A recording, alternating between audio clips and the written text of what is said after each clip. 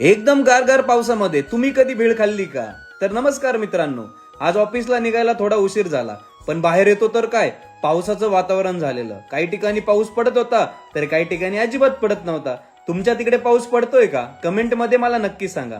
मग काय, आलो ऑफिसला पंचिंग करून लागलो मग पोटापाण्यासाठी कामाला.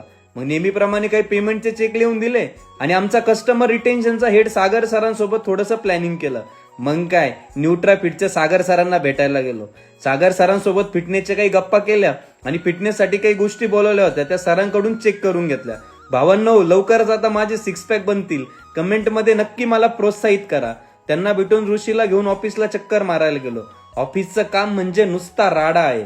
ऑफिसचं काम आता लवकरच पूर्ण होईल असं दिसतंय. ऑफिसमधून बाहेर निघणार तेच एक कॉल आला की सर, मिसळ झाली बरं का.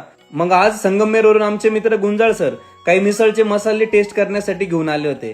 मग काय, त्यांच्या मिसळच्या मसाल्याची टेस्ट आणि आपल्या मिसळच्या मसाल्याची टेस्ट करून बघितली. मग ते म्हणले सर, आमच्याकडे भेळ पण आहे बरं का. मग म्हटलं आनंद राव, भेळ भेळ म्हणजे काय आमच्या एकदम आवडीचा विषय आहे. मग काय, पूर्ण प्लेट भरून भेळ खाल्ली.